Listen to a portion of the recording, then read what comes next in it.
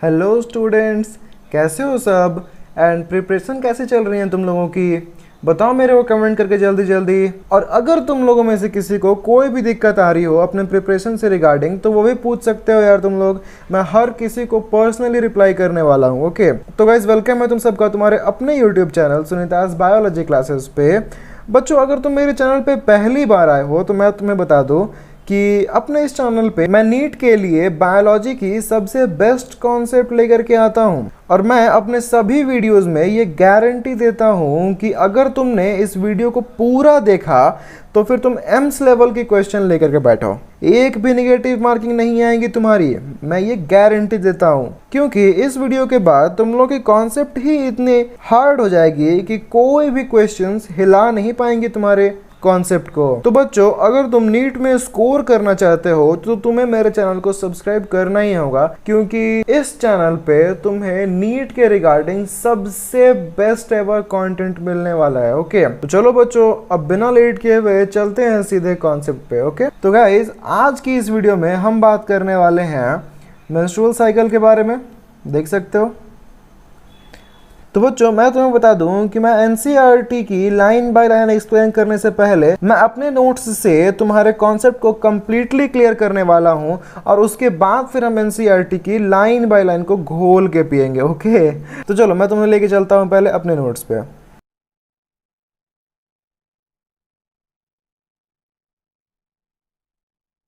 तो बच्चों, menstrual cycle, आज हमें इसी के बारे में बात करना है। सबसे पहली बात जो आती है वो क्या है कि आखिर क्या है मेंस्ट्रुअल साइकिल। तो हमें पता है कि the menstrual cycle is a series of natural change in the hormone production, lining of the uterus, ovaries of the female reproductive system. तो भाई क्या है कि मेंस्ट्रुअल साइकिल जो है वो कंप्लीट सीरीज ऑफ चेंजेस है। ओके देख सकते हो कहाँ कहाँ पे चेंजेस, तो हार्मोन प्रोडक्शन में, यूट्रस की लाइनिंग्स में और ओवरीज में। चलो पहली बात कर लेते हैं हार्मोन प्रोडक्शन के बारे में। तो हमें पता है कि एक्चुअली में 4 हार्मोन्स जो हैं उसका यूज होगा पूरे मेंस्ट्रुअल साइकिल में। ओके पहला जो सिक्रीट होता है पिट्यूटरी ग्लैंड से, ठीक है, पिट्यूटरी ग्लैंड। और दूसरा जो है वो सिक्रीट होता है खुद ओवरी से, ठीक है। पिट्यूटरी ग्लैंड 2 हार्मोन सिक्रीट करती है। कौन कौन से? LH and FSH, luteinizing hormone, okay, and follicle stimulating hormone. ठीक है, समझ गए इस बात को। अब ओवरी जो है वो भी 2 हार्मोन्स रिलीज करेंगी। ठीक है, देखो पहला वाला जो हो गया तुम्हारा वो हुआ एस्ट्रोजन, ओके, और दूसरा जो है वो है प्रोजेस्टेरॉन। ठीक है, प्रोजेस्टेरॉन। तो एक्चुअली यहाँ जो हार्मोन की बात हो रही थी वो ये चारों की बात हो रही थी, LH, FSH, एस्ट्रोजन और प्रोजेस्टेरॉन। ठीक है, चलो अब अगली बात करते हैं लाइनिंग ऑफ यूट्रस। ठीक है, तो हमें पता है कि यूट्रस की जो लाइनिंग होती है वो 3 लाइन होती है। अगर तुम बाहर से देखना शुरू करो तो सबसे बाहर कौन सी होती है? Perimetrium, okay. सेकेंड लाइनिंग कौन सी होती है? मिडिल वाली, याद करो, थिक वाला, जी हाँ, मायोमेट्रियम। और जो थर्ड होता है, जो इनर मोस्ट लेयर होता है, ठीक है, उसको क्या बोलते हैं? एंडोमेट्रियम। हाँ भाई, तो ये पूरा का पूरा जो सीरीज ऑफ चेंज है यहाँ पे जो लिख रहा है वो एंडोमेट्रियम में चेंज होने वाली है। ठीक है, तो बेसिकली हमें यहाँ पे एंडोमेट्रियम लेयर की चेंजेस देखनी है। ठीक है, चलो मैं सबसे पहले तुम्हें ना एंडोमेट्रियम लेयर को थोड़ा एनलार्ज फॉर्म में दिखा देता हूँ। ओके, तो चलो चलते हैं। देखो ये है एंडोमेट्रियम की लेयर। ओके, ये पूरा जो यहाँ से लेकर के यहाँ तक है ये एंडोमेट्रियम की लेयर है। ओके, इसका ये इनलार्ज फॉर्म है। तो देख सकते हो यहाँ पे सबसे पहले एपिथेलियम, यानी कि इसके ऊपर जो कवरिंग होती है वो उसे हम एपिथेलियम बोलते हैं। ठीक है, इसके पास एक अच्छा खासा देख रहे हो वेन एंड आर्टरीज का सप्लाई है, देख रहे हो, यहाँ देखो।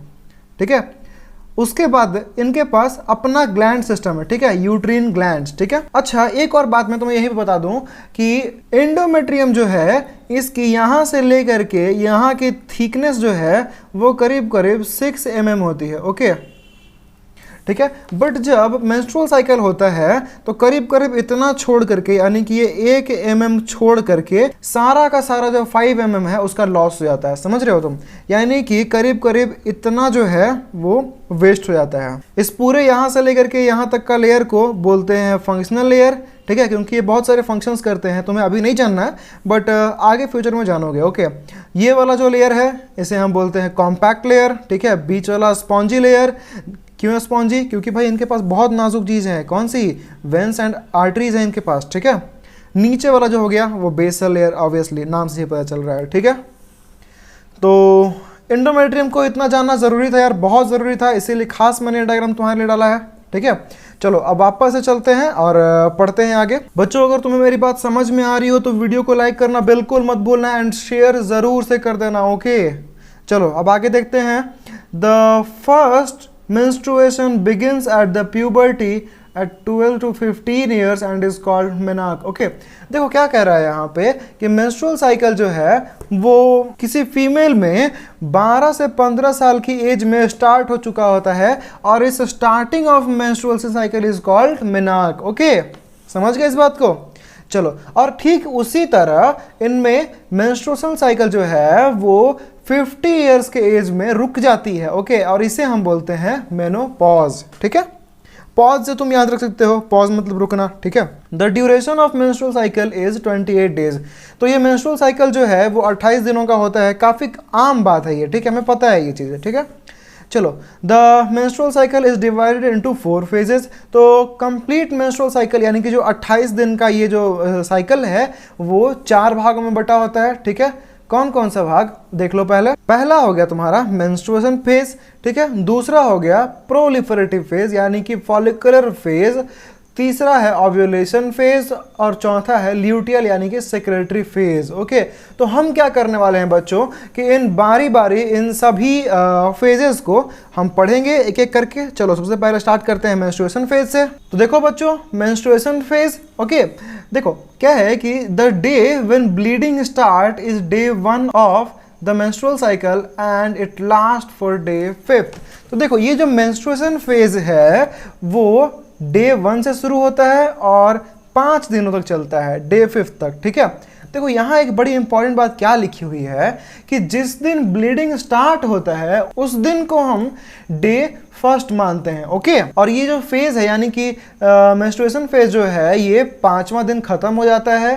This is a starting of menstrual cycle and in this, ये जो फेज है ये मेंस्ट्रुअल साइकिल का स्टार्टिंग फेज है और इस फेज में 65% of endometrial lining of the uterus breaks, okay. 65% of endometrial lining जो है वो इस फेज में यानी कि मेंस्ट्रुएशन फेज में वो ब्रेक कर जाती है, ओके। अच्छा, तुम्हें याद होगा एंडोमेट्रियल लाइनिंग जब मैंने तुम्हें दिखाया था तो वहां पे कुछ ब्लड वेसल्स भी थे, ठीक है। तो जब ये एंडोमेट्रियल की लाइनिंग डैमेज होती है तो बेटा इसके साथ साथ ब्लड वेसल्स भी डैमेज हो जाते हैं, ओके। और ये डैमेज होकर के एक लिक्विड बनाते हैं और उसके बाद वो लिक्विड वैजिना के थ्रू बाहर निकल आती है, ठीक है। At the end of menstrual cycle only 1 mm of endometrial lining has remained normally 6 mm। तो देखो बेटा ये बातें मैंने तुम्हें बता रखी है कि सिर्फ 1 mm ऑफ endometrial lining बचती है और बाकी का 5 mm ऑफ endometrial lining गायब हो जाती है, ओके। अब देखो आगे, menstruation occurs after the 14th day of ovulation and only if the released ovum has not fertilized। देखो यहाँ पे बड़ी अच्छी बात कही हुई है कि मेंस्ट्रुएशन जो है यानी कि ब्लीडिंग जो है वो ओव्यूलेशन के 14वें दिन होता है। अच्छा, ये कितने दिन का पीरियड था? 28 दिन का, ठीक है। यानी कि ये मेंस्ट्रुअल साइकिल जो है वो 28 दिन का पीरियड होता है और 14वां दिन है उसका ओव्यूलेशन डे, ठीक है, यानी कि ठीक मिडिल में, ओके। तो यहाँ पे क्या कह रहे हैं कि मेंस्ट्रुएशन फेज जो है वो तभी आएगा यानी कि ये जो ब्लीडिंग है वो तभी होगा जब ओवम जो रिलीज हुआ था 14वें दिन वो फर्टिलाइज ना हुआ हो, ओके। अगर फर्टिलाइज हो गया होता तो फीमेल प्रेग्नेंट हो गई होती ना, और उसके बाद फिर उसमें ये चेंजेस थोड़े ही आ रहे होते, ठीक है। इम्प्लांटेशन हो जाने के बाद थोड़ी ही एंडोमेट्रियल लाइनिंग ये रिमूव हो सकता है, ठीक है। In one cycle approx 30 to 50 ml of blood is lost, OMG। Okay, तुम सोच सकते हो कि सिर्फ एक साइकिल में 50 ml ऑफ ब्लड का लॉस हो जाता है। सीरियसली मैन, हर महीने approx 50 ml of blood loss होना इज नॉट अ जोक, ठीक है। This means blood can clot in uterus, but due to fibrinolytic system of our body, as it secretes a fibrinolytic enzyme that dissolves the clot such that menstrual blood remains in liquid state। देखो यहाँ पे ये एक extra knowledge है बेटा, ठीक है। हो सकता है तुम्हें इसकी ज़रूरत पड़े ना पड़े, बट मैंने इसे ऐड कर दिया क्योंकि मेरी गट फीलिंग कह रही थी। ओके, इसे ऐड करने के लिए हो सकता है इसे कोई क्वेश्चन आ ही जाए, ठीक है। तो देखो क्या कह रहा है यहाँ पे कि ये जो मेंस का ब्लड जो होता है, यानी कि जो ब्लीडिंग होता है इस दौरान, ठीक है, वो यूट्रस में जाकर के क्लॉट भी कर सकता है, बट हमारे बॉडी में फाइब्रिनोलाइटिक सिस्टम मौजूद होते हैं जो कि फाइब्रिनोलाइटिक एंजाइम सीक्रेट करते हैं, और ये क्या करता है कि क्लॉट्स को डिसॉल्व कर देता है कुछ इस तरह कि मेंस्ट्रुअल ब्लड हमेशा जो है लिक्विड स्टेट में ही रहेगा, ठीक है। समझ गए इस बात को? तो तुम्हें बस सिंपल सी इसे याद कर लेना है। During this phase the ovulation cycle is also active. Okay, देखो क्या हो रहा है कि मेंस्ट्रुएशन फेज जो है इसके साथ साथ ये जो साइकिल है, यानी कि ओवरी में जो चेंजेस हो रही हैं, ठीक है, वो भी चलती रहती हैं। एक्चुअली यहाँ पे ओवेरियन साइकिल होना चाहिए था, ठीक है, कोई नहीं, सुधार लेना तुम लोग, ठीक है। देखो अब आगे पढ़ते हैं। At the starting of this phase 20 to 25 primary follicle start to produce low levels of estrogen, ovarian hormone, ठीक है। देखो क्या होता है कि इस फेज के स्टार्टिंग में ही 20 से 25 प्राइमरी फॉलिकल जो है वो बहुत ही कम मात्रा में एस्ट्रोजन जो है सीक्रेट करने लगते हैं, ठीक है। वहीं इस फेज के एंड तक में ये प्राइमरी फॉलिकल जो हैं वो बदल जाते हैं सेकेंडरी फॉलिकल में, यानी कि अपने आप को डेवलप कर लिया उन्होंने, और इस हिसाब से इनका ग्रैन्युलोसा सेल जो कि इसकी लाइनिंग किए हुए रहता है, गोल गोल देख रहे हो, ये देखो ऐसे गोल गोल जो करा हुआ है ना सेल लाइनिंग, हाँ उसे ही बोलते हैं हम ग्रैन्युलोसा सेल, ठीक है।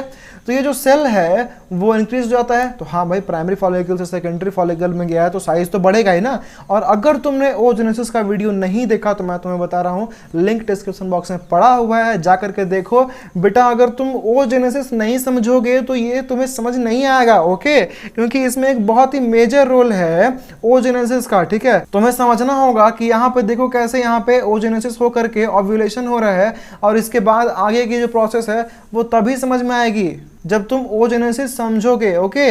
तो जाओ, छोटी सी वीडियो है, जाकर के देखो और कॉन्सेप्ट को क्लियर करो बेटा, ठीक है।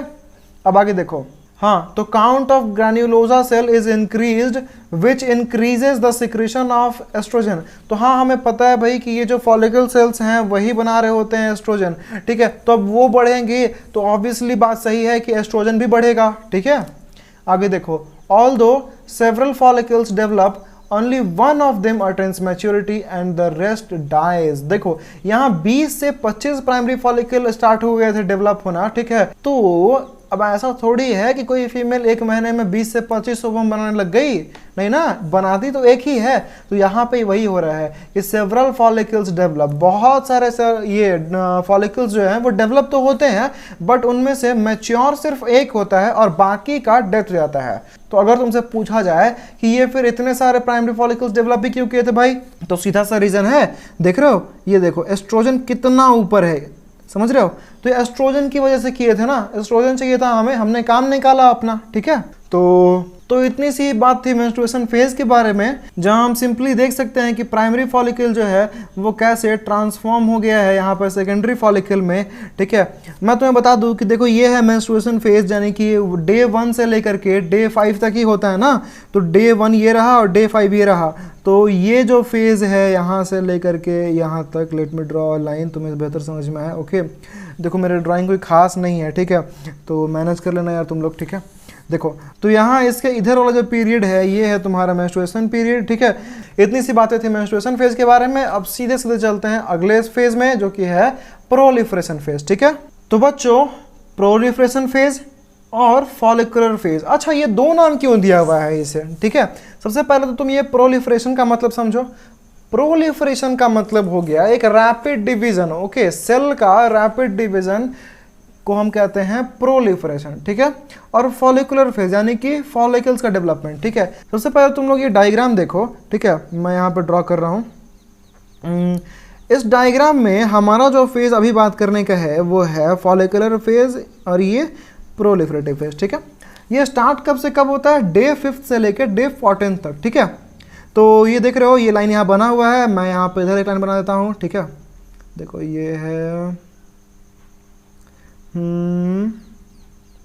गड़बड़ ना हो, ठीक है। देखो हाँ काम चल जाएगा नहीं। चलो तो देखो डे 5 से लेकर के डे 14 तक के बीच को हम बोलते हैं फॉलिकुलर फेज।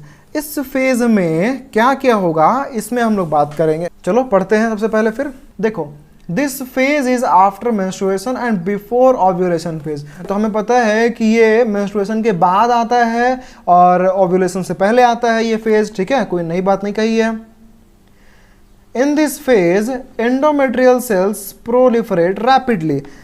इस फेज में एंडोमेट्रियल के जो सेल हैं वो प्रोलिफरेट करते हैं यानी कि डिवाइड करते हैं। देखो यहाँ के देखो, ये देखो ये लेवल देख रहे हो, यानी कि एंडोमेट्रियम इस लेवल तक घट चुका था और अब देख रहे हो कैसे जल्दी जल्दी जल्दी जल्दी ये अपने आप को बढ़ा रहा है, ठीक है, यानी कि प्रोलिफरेशन बहुत फास्ट हो रहा है, ठीक है।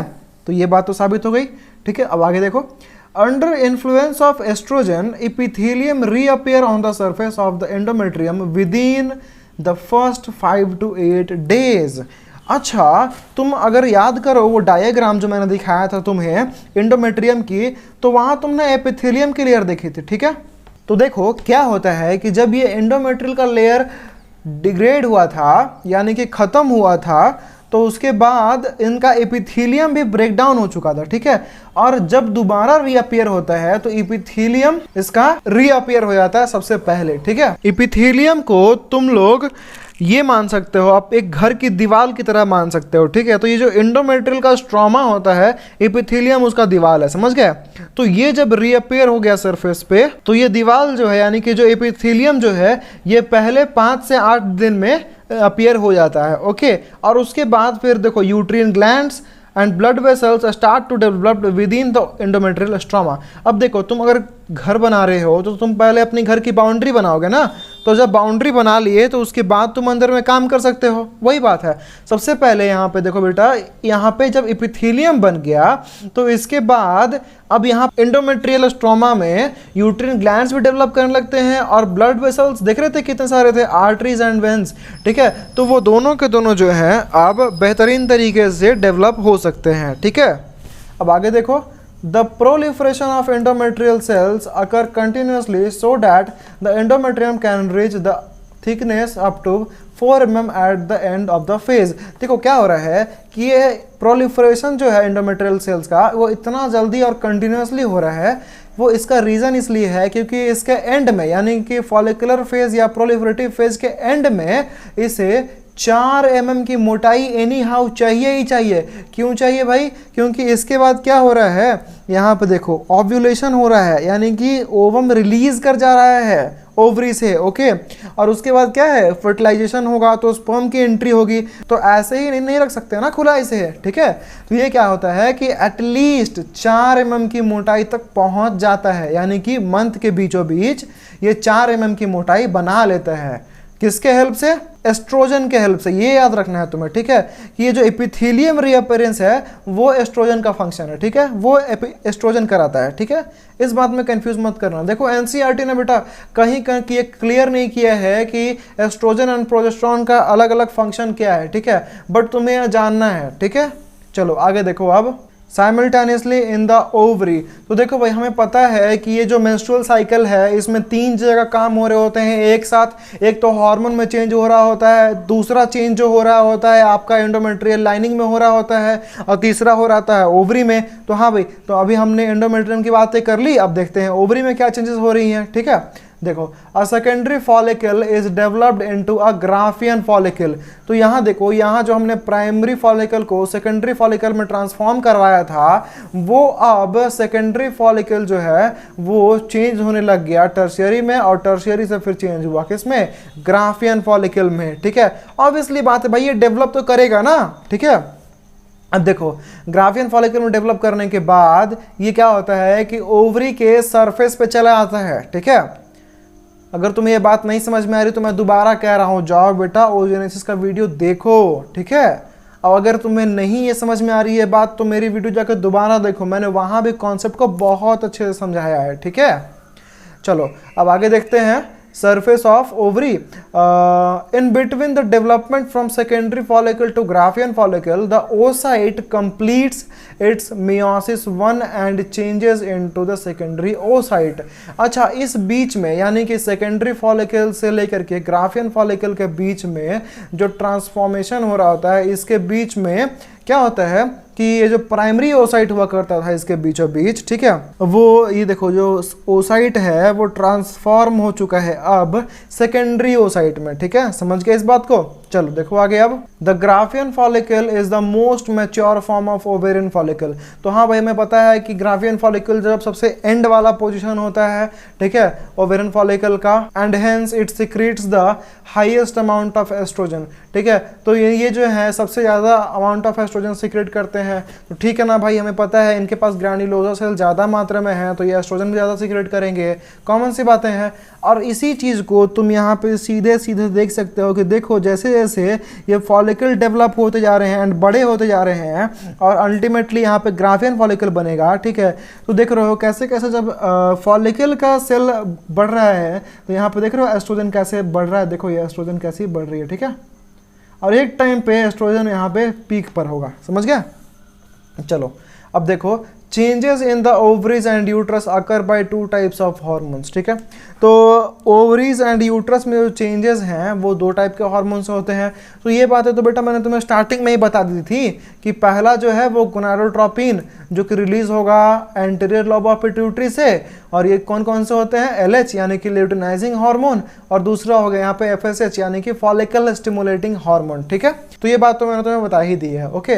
देखो दूसरी चीज़ें जो है यहाँ पे ओवेरियन हार्मोन यानी कि ओवरी का अपना हार्मोन, कौन कौन से, एस्ट्रोजन और प्रोजेस्टेरॉन, ठीक है। तो चलो देखो अब आगे, secretion of LH and FSH increases during this phase. तो इस फेज में LH एंड FSH का सिक्रीशन बढ़ जाता है। तो बेटा देखो तुम्हें पता है कि ये LH और FSH जो हैं पूरे के पूरे मेंस्ट्रुअल साइकिल में सिर्फ यही फेज में सबसे पीक पे होते हैं, यानी कि सबसे हाई लेवल पे होते हैं, ओके।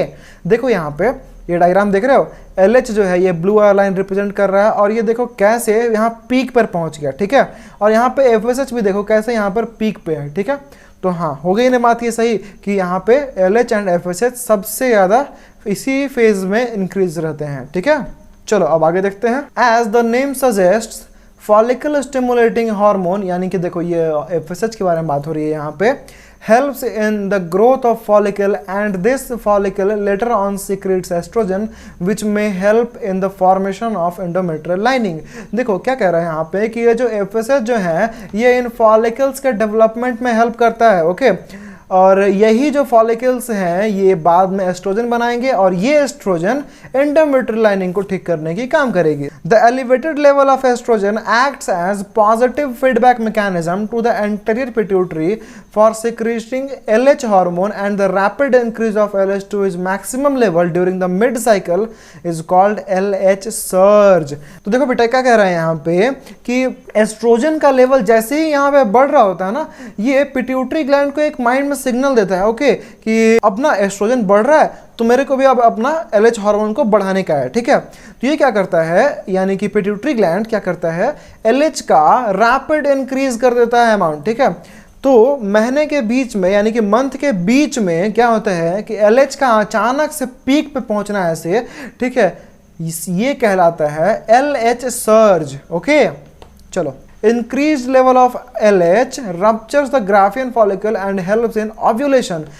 तो LH क्या करता है, ग्राफियन फॉलिकल जो कि देखो देखो ये डायग्राम देखो, मान लो कि ये है तुम्हारा सेकेंडरी ओसाइट, ठीक है, सेकेंडरी ओसाइट जो कि मियोसिस 1 अपना कंप्लीट करके बना हुआ है, और इसके ऊपर क्या हुआ कि ग्रैन्युलोसा सेल की लाइनिंग आ गई थी, ठीक है।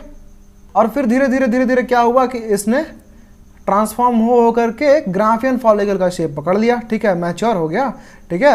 और उसके बाद क्या हुआ, अब मैच्योर होने के बाद इसके पास अपना एक बड़ा सा ग्राफियन फॉलिकल का लेयर है, ठीक है, और बीच में इसके पास क्या है, ये फ्लूइड फील्ड एंट्रम है, ठीक है। देखो बेटा, जब ये LH बढ़ता है ना तो क्या होता है कि ये जो ग्राफियन फॉलिकल का लेयर थी वो यहाँ से ऐसे ऐसे टूट जाती है, और टूटने के बाद ये जो ओसाइट इतना तैर रहा होता है इस एंट्रम में वो निकल जाता है बाहर, ठीक है। तो देखा बेटा, ये जो LH का लेवल बढ़ने की वजह से ग्राफियन फॉलिकल रप्चर कर गया, यानी कि ये जो ग्राफियन फॉलिकल हुआ करता था ना ऐसे, वो रप्चर कर गया और इसने क्या किया, ओवम को यानी कि ये जो सेकेंडरी ओसाइट है उसको बाहर निकाल दिया, ठीक है। इसे ही हम बोलते हैं क्या, ओव्यूलेशन। चलो अब अगला जो फेज है हमारा ओव्यूलेशन ही है, तो उसे हम डिटेल में पढ़ेंगे, ठीक है। चलो देखते हैं आगे। अब देखो ओव्यूलेशन, ठीक है। चलो देखो, approximately 2 days before ovulation the secretion rate of LH is increased from 6 to 10 folds, okay, and comes in peak 18 hours before ovulation। देखो क्या कह रहे हैं यहाँ पे कि ओव्यूलेशन से यानी कि ये 14वें दिन से 2 दिन पहले क्या होता है कि LH का सिक्रीशन बढ़ा दिया जाता है, 6 फोल्ड से 10 फोल्ड तक बढ़ जाता है, और 18 घंटे पहले यानी कि ओव्यूलेशन से जस्ट 18 घंटे पहले, देखो ये रहा ना, अगर ओव्यूलेशन यहाँ हुआ है तो 18 घंटे पहले ये पीक पर था, समझ गया। और वहीं जहाँ LH जो है वो 6 to 10 फोल्ड बढ़ता है, FSH जो है उसी समय 2 फोल्ड से बढ़ जाता है, देख रहे हो, FSH भी थोड़ा सा बढ़ा हुआ है, ठीक है। LH stimulates granulosa cell to secrete less estrogen but high progesterone। ये इंपॉर्टेंट रही बात, ठीक है। देखो LH क्या करता है कि जब ये पीक पे था तो इसने क्या करा कि ग्रैन्युलोसा सेल को कह दिया कि देखो बेटा, तुमने क्या करा ना, एस्ट्रोजन बहुत सीक्रेट कर दिया, अब तेरे को क्या करना है कि अब प्रोजेस्टेरॉन का लेवल बढ़ा, ठीक है।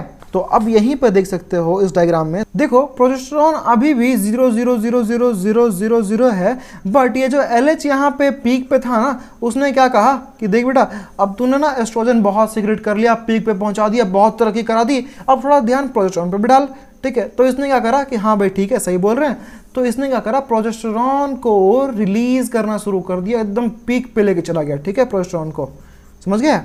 और वहीं पे एस्ट्रोजन एकदम घटा दिया, एकदम देखो एकदम घटा दिया, ठीक है। तो ये रहा ओव्यूलेशन का फेज। और इसके बाद अब चलो अब देखते हैं आगे हम लोग ल्यूटियल फेज यानी कि सिक्रेटरी फेज, देख रहे हो, ये देखो ये रहा, ठीक है। तो देखो बच्चों, अब ये है हमारा आखिरी फेज यानी कि ल्यूटियल फेज और सिक्रेटरी फेज, ठीक है। देखो दोबारा से दो नाम, ल्यूटियल फेज, सिक्रेटरी फेज, ठीक है।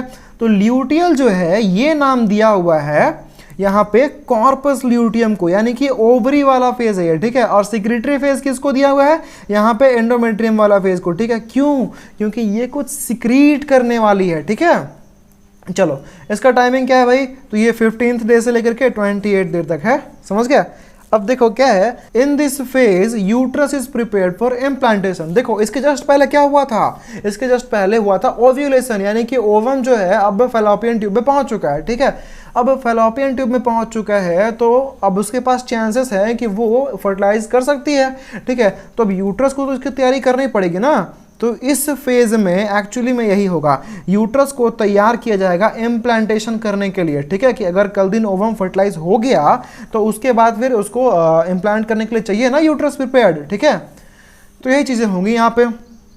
After ovulation, the ovum released into the fallopian tube and under the influence of LH, remaining granulosa cell is changed into corpus luteum, okay।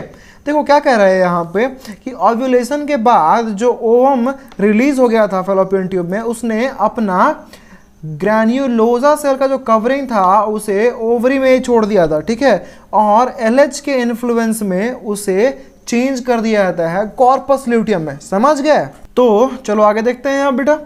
In a corpus luteum granulosa cell and theca interna are transformed into lutein cell which is called luteinization. देखो तो देखो बेटा क्या कह रहे हैं यहाँ पे कि कॉर्पस ल्यूटियम जो कि ऑब्वियसली ग्रैन्युलोसा सेल से ही बना हुआ था, ठीक है। तो इस कॉर्पस ल्यूटियम में ग्रैन्युलोसा सेल और थिका इंटरना जो थे उसे बदल दिया जाता है ल्यूटिन सेल में, ओके।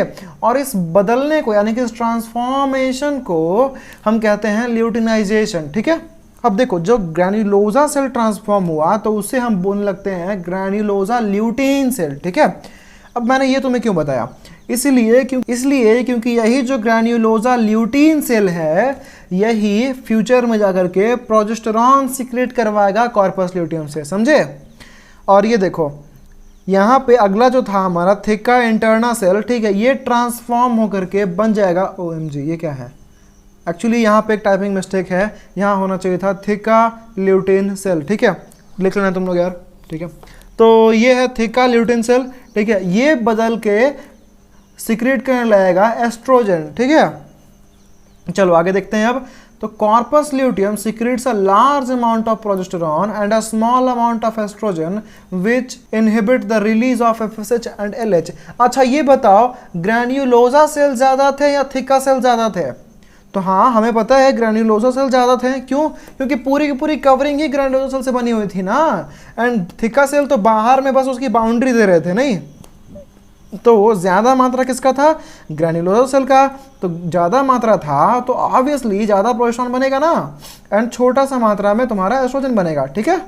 चलो आगे देखते हैं अब। तो estrogen helps in mitotic division of epithelium cells of endometrium so that the lining becomes thicker। देखो क्या कर रहा है यहाँ पे कि एस्ट्रोजन जो थे वो क्या कर रहे थे कि इपिथेलियम सेल्स का माइटोटिक डिवीजन कर रहे थे। तुम्हें पता होगा, बहुत अच्छे से पता होगा कि माइटोटिक डिवीजन कब यूज होता है? ग्रो करने के लिए यूज होता है। तो इपिथेलियम सेल को हम ग्रो करवा रहे हैं और जल्दी जल्दी एंडोमेट्रियम लाइनिंग को थिक कर रहे हैं। क्यों? अरे क्योंकि फर्टिलाइजेशन होने वाला है ना, बहुत बारीक समय है इस वक्त, ठीक है। जल्दी जल्दी अगर ये एंडोमेट्रियम का लेयर फॉर्म नहीं हुआ तो इम्प्लांटेशन कैसे करेंगे, ठीक है, इसीलिए। चलो अब आगे देखो। Progesterone helps in enlargement of endometrial stroma and growth of glands which later on functions as secretory gland.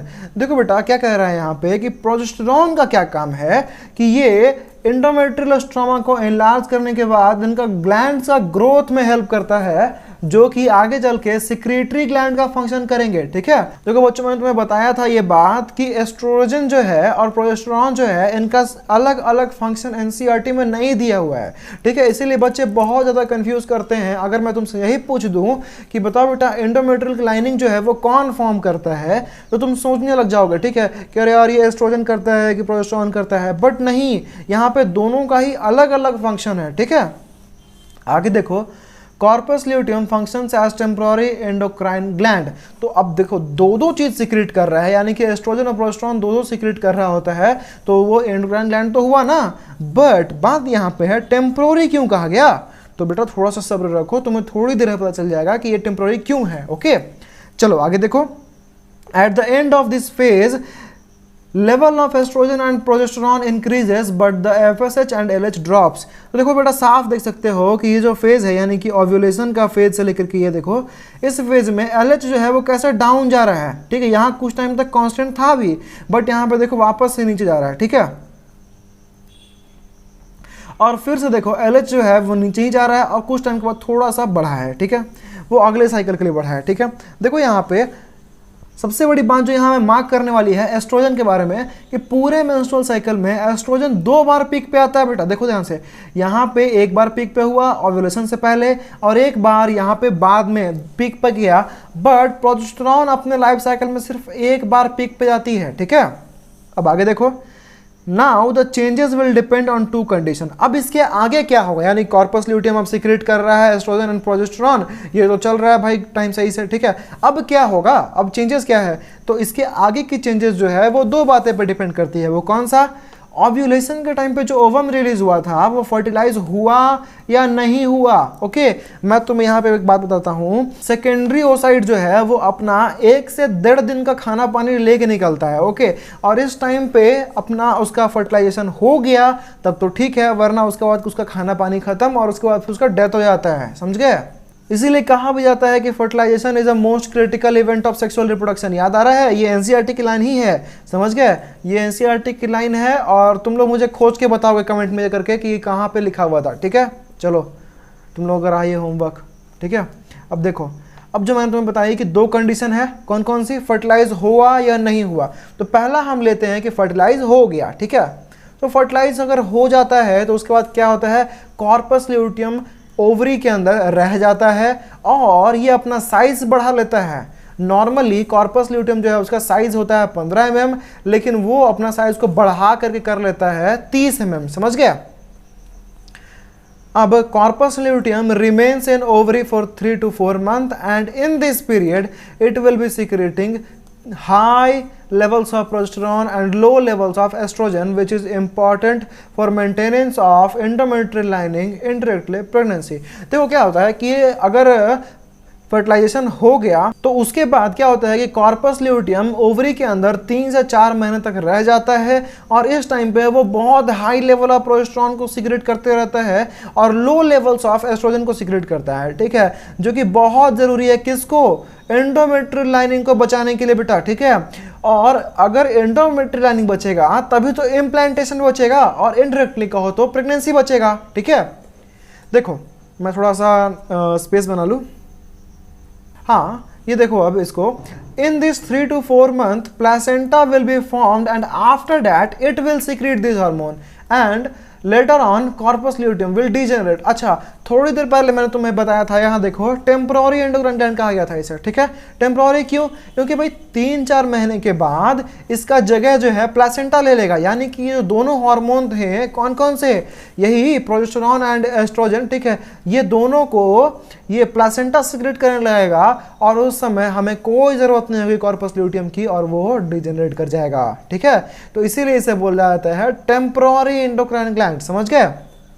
अब देखो, ये तो एक कंडीशन हो गया और उसके बाद दूसरा कंडीशन है, अगर फर्टिलाइजेशन नहीं होता है, यानी कि जो ओवम रिलीज हुआ था वो फर्टिलाइज नहीं हुआ, तो क्या होगा कि हाँ भाई देखो, जैसे पहले LH तो का लेवल तो ड्रॉप हो ही रहा था। ठीक है, तो LH का लेवल ड्रॉप होने की वजह से क्या होगा कि कॉर्पस ल्यूटियम डीजेनरेट कर जाएगा और बदल जाएगा किसमें?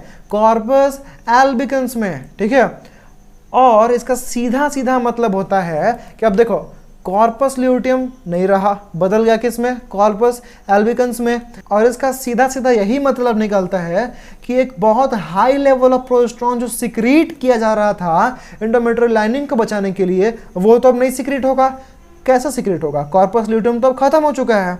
अब जब ये सिक्रीट नहीं होगा तो प्रोजेस्टेरोन के लैक होने की वजह से ये simply sudden decline of endometrial layer will eventually start the next menstrual cycle। तो सिंपल सी बात है, जब प्रोजेस्टेरोन नहीं रहेगा तो एंडोमेट्रियल लेयर सीधा सीधा तुरंत गिर जाएगा। ठीक है, मतलब तुम ऐसे समझ लो, एक बहुत लंबी खड़ी हुई बिल्डिंग की तुमने पिलर निकाल दी तो उसके बाद तो वो बिल्डिंग गिर जाएगा ना, बस वही बात है यहाँ पे। ठीक है, प्रोजेस्टेरोन के दम पे खड़ी थी, वो निकल गई। ठीक है, तो ये खत्म हो गया और उसके बाद जैसे ही यहाँ पे इसका ब्रेकडाउन होगा तो ब्रेकडाउन होने के बाद वो ब्लड के फॉर्म में, ब्लड वेसल्स के साथ साथ लिक्विड फॉर्म में रिलीज हो जाएगा और यही स्टार्ट हो जाता है हमारा ब्लड रिलीज होना, यानी कि मेंस्ट्रुएशन फेज, यानी कि नया फेज, यानी कि नया मेंस्ट्रुअल साइकिल शुरू हो जाता है। समझ गए?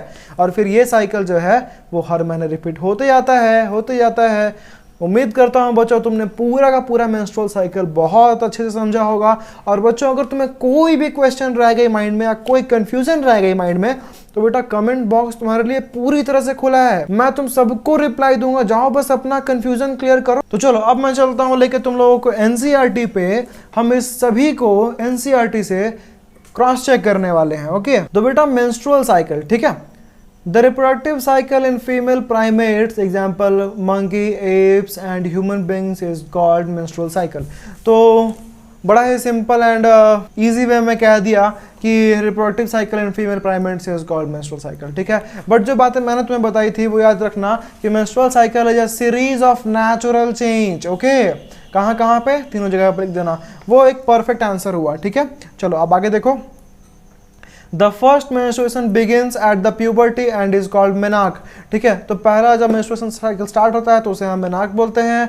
In human females, menstruation is repeated at an average interval of 28 to 29 days and the cycle of events starting from one menstruation till the next one is called menstrual cycle। ठीक है, देखो भाई हमें पता है कि 28 दिनों का ये पीरियड होता है। ओके, और इसके बीच में जितने सारे इवेंट्स होते हैं उसे हम बोलते हैं menstrual cycle। ठीक है, और one ovum is released ovulation during the middle, रुको अब आगे चलते हैं नेक्स्ट पेज पे, ऑफ ईच मेंस्ट्रुअल साइकिल। ठीक है, देखो क्या कह रहा है यहाँ पे कि हर महीने के बीच में ओव्यूलेशन हो जाता है, यानी कि ओवम का रिलीज हो जाता है। ठीक है, the major event of the menstrual cycle are shown in figure 3.9। हमने ये फिगर का तो बारीकी से देख लिया है, ठीक है, हर बातें हमने पढ़ रखी हैं इसके बारे में अभी, ठीक है। चलो अब आगे देखते हैं। The cycle starts with the menstrual phase when menstrual flow occurs and it last for 3 to 5 days। देखो ये जो मेंस्ट्रुअल साइकिल है उसका पहला फेज है मेंस्ट्रुअल फेज, ठीक है, और इसमें क्या होता है, मेंस्ट्रुअल फ्लो यानी कि ब्लीडिंग की बात हो रही है यहाँ पे, और ये 3 से 5 दिन में एंड हो जाता है, ठीक है। देखो द मेंस्ट्रुअल फ्लो यानी कि bleeding, okay, results due to breakdown of endometrial lining of the uterus and its blood vessels, ठीक है। तो हमें पता है बात कि मेंस्ट्रुअल फ्लो जो है वो इसीलिए होता है क्योंकि एंडोमेट्रियल लाइनिंग ब्रेक हो जाता है, और ये क्या होता है, इनके साथ कुछ ब्लड वेसल्स भी ब्रेक डाउन हो जाते हैं इनके, और ये फॉर्म करते हैं एक लिक्विड जो कि वैजिना के थ्रू बाहर आ जाता है, ठीक है। देखो बेटा मैंने अपने नोट्स में भी ना एनसीईआरटी की लाइनें यूज करी हैं, ठीक है। वो नोट्स मैंने कुछ इस तरीके से बनाया हुआ है ताकि अगर तुम सिर्फ उससे भी पढ़ लेते हो ना तो तुम इस टॉपिक से कोई भी क्वेश्चन मिस नहीं करोगे, ये मेरी गारंटी है बेटा, ठीक है। Menstruation only occurs if the ovum is not fertilised. तो मैंने बता रखा है बेटा कि मेंस्ट्रुएशन तभी होगा जब ओवम फर्टिलाइज ना हो, क्योंकि अगर हो गया होता तो फीमेल प्रेग्नेंट होती, ठीक है। अब आगे देखो, लैक ऑफ मेंस्ट्रुएशन में बी इंडिकेटिव ऑफ प्रेगनेंसी। अगर किसी का मेंस्ट्रुएशन पीरियड मिस हो रहा है तो वो प्रेगनेंसी की निशानी हो सकती है, बट यहाँ देखो however it may also be caused due to some underlying causes like stress, poor health etcetera. ज़रूरी नहीं है कि अगर तुम्हारा मेंस्ट्रुएशन मिस हो गया तो तुम प्रेग्नेंट ही हो, ओके। यहाँ पे कुछ और रीजंस भी हो सकते हैं like stress and poor health etcetera, ठीक है। चलो the menstrual phase is followed by follicular phase. तो अब मेंस्ट्रुअल फेज जो है उसका नेक्स्ट स्टेप आ जाता है, यानी कि अगला फेज जो है वो फॉलिकुलर फेज है, हमें पता है ये बातें, ठीक है। चलो आगे, during this phase primary follicles in ovary grow to become mature Graafian follicle and simultaneously the endometrium of uterus regenerates through proliferation, ठीक है। तो देखो बच्चों जैसे हमने बात कर रखा है कि फॉलिकुलर फेज में क्या होता है कि जो फॉलिकल्स थे यानी कि प्राइमरी फॉलिकल्स वो सीधे सीधे ग्रो कर जाते हैं ये ग्राफियन फॉलिकल्स में, और उसके बाद फिर एंडोमेट्रियम की जो लाइनिंग थी वो भी रिजनरेट करती है प्रोलिफरेशन यानी कि रैपिड डिवीजन से, ठीक है। आगे देखो, this changes in the ovary and uterus are induced by the changes in levels of pituitary and ovarian hormones. तो ये जो आपका चेंजेस हो रहा है यानी कि ओवरी एंड यूट्रस में जो चेंजेस हो रहा है वो कौन करवा रहा है, पिट्यूटरी एंड ओवरियन हार्मोन्स में चेंजेस की वजह से हो रहा है, ठीक है। The secretion of gonadotropins LH and FSH increase gradually during the follicular phase। तो हाँ भाई हमने बता रखा था ना तुम्हें कि LH and FSH कैसे बेटा वो ग्रो करता था पिक में, याद आ रहा है, हाँ। तो and stimulates follicular development as well as secretion of estrogen by the growing follicles. तो देखो मैंने तुम्हें ये भी बता रखा था कि जो एफएसएच जो है वो कैसे फॉलिकल का डेवलपमेंट में हेल्प किया करते हैं, और यही जो फॉलिकल्स हैं वो सिक्रेट करते हैं क्या, एस्ट्रोजन, ठीक है। चलो, LH and FSH attain a peak level in the middle of cycle about 14th day। पता है हमें किस लिए होता है, ये भी बता रखा है मैंने कि एस्ट्रोजन जब पीक पे आता है तो ये पॉजिटिव फीडबैक मैकेनिज्म देता है किसको, पिट्यूटरी को, और उसके बाद पिट्यूटरी क्या करती है कि LH के सिक्रेशन को बढ़ा देती है, ठीक है। देखो यही बात लिखी हुई है यहाँ पे कि rapid secretion of LH leading to its maximum level during the mid cycle is called LH surge. यानी कि इस महीने के बीच में जो LH का अचानक से बढ़ना होता है उसे हम बोलते हैं क्या, LH सर्ज, ओके। और ये क्या करता है, LH का पीक पे जाने की वजह से ये ग्राफियन फॉलिकल को रप्चर कर देता है और इसी वजह से ओव्यूलेशन हो जाता है यानी कि ओवम का रिलीज होता है, ठीक है। द ovulation यानी कि ovulatory phase is followed by luteal phase which remaining parts of Graafian follicle transforms as a corpus luteum। देखो ovulation के बाद अब जो नेक्स्ट फेज आता है वो आता है luteal phase, जिसे secretory phase भी कह रहे थे हम, याद आ रहा है, हाँ। तो इस ल्यूटियल फेज में क्या होता है कि यहाँ पे ग्राफियन फॉलिकल जो बचा खुचा रह जाता है ना उसे बदल दिया जाता है कॉर्पस ल्यूटियम में, दिखा रखा है मैंने तुम्हें, ठीक है। और फिर ये जो कॉर्पस ल्यूटियम जो थे ये large amount of progesterone secret करते हैं, और जो कि ज़रूरी है तुम्हारा मेंटेनेंस ऑफ एंडोमेट्रियम। हाँ देखो ये लाइन तुम्हें याद रखनी है, ठीक है। Progesterone is important for maintenance of endometrium, ठीक है, हाँ। Such an endometrium is necessary for implantation of the fertilised ovum and other events of pregnancy, ठीक है। तो ऐसा क्यों, क्योंकि एंडोमेट्रियम जो है वो बहुत ज़रूरी है इम्प्लांटेशन करने के लिए फर्टिलाइज्ड ओवम का, ठीक है, और भी प्रेगनेंसी के जितने इवेंट्स हैं सबके लिए एंडोमेट्रियम का होना बहुत ज़्यादा ज़रूरी है, ठीक है। During pregnancy all events of menstrual cycle stop and there is no menstruation, ठीक है। प्रेगनेंसी के समय क्या होता है कि मेंस्ट्रुएशन साइकिल नहीं आ रहा होता है। बेटा कैसे आएगा, क्योंकि एंडोमेट्रियल लाइनिंग तो इम्प्लांट करके बैठी हुई है ना, अगर वही गिर जाएगा तो अबॉर्शन नहीं हो जाएगा। सोचने वाली बात है, सिंपल सी छोटी सी बात है, ठीक है, कि प्रेगनेंसी के टाइम पे अगर मेंस्ट्रुअल साइकिल हो गया यानी कि मेंस्ट्रुएशन हो गया तो ये तो फिर अबॉर्शन हो गया ना। तो इसीलिए जितना देर तक फीमेल प्रेग्नेंट रहती है उतना दिन तक प्रेगनेंसी नहीं आता है, ओके, ठीक है।